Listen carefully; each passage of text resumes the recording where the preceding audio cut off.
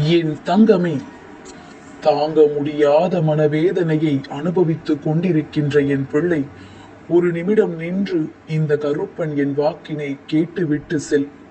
உன்னுடைய இந்த வேதனைக்கு மருந்தாக உன் அப்பன் உன் முன்னால் நிற்கின்றேன். உன் அப்பன் என்னை மதித்து இந்த வாக்கினை நீ கேட்டு விடுவாயானால் இதிலிருந்து எனக்கும் மகிழ்ச்சி கிடைக்கும். என் பிள்ளை, உனக்கும் மன நிறைவு கிடைக்கும்.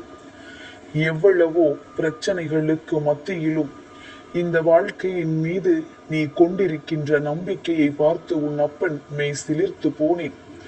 இது போன்ற வேதனைகள் யார் வாழ்க்கையிலும் வந்திருந்தாலும் அவர்களால் அதை தாங்கிக் கொண்டிருக்கவே முடியாது.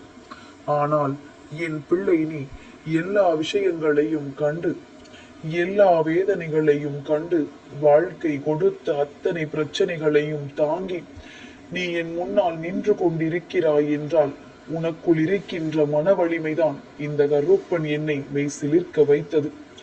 மன வலிமை கொண்டு என் பிள்ளை, நீ செய்கின்ற விஷயங்கள் ஒவ்வொன்றும் இந்த வாழ்க்கையில் உன்னை நல்ல நிலைக்கு அழைத்து செல்லும் என்பதனை நீ நன்றாக புரிந்து வைத்திருக்கின்றாய்.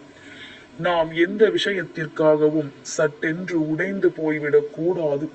அப்படி உடைந்து போனோம் என்றால் எதுவுமே இந்த வாழ்க்கையில் நமக்கு நடக்காது என்ற எண்ணம் உனக்குள் வந்து விட்டதல்லவா?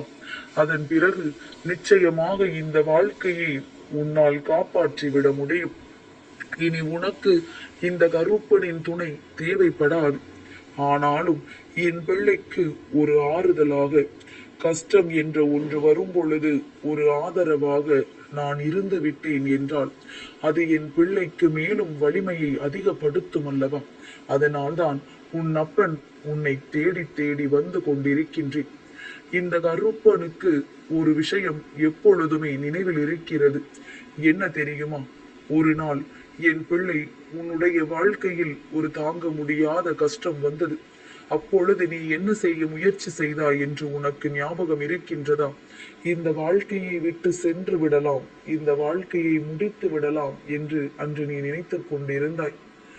அப்பேற்பட்ட ஒரு எண்ணத்தை உனக்குள் பார்க்கும் பொழுது இந்த கருப்பன் எனக்கு அன்று உண்மையில் கோபம் வந்தது.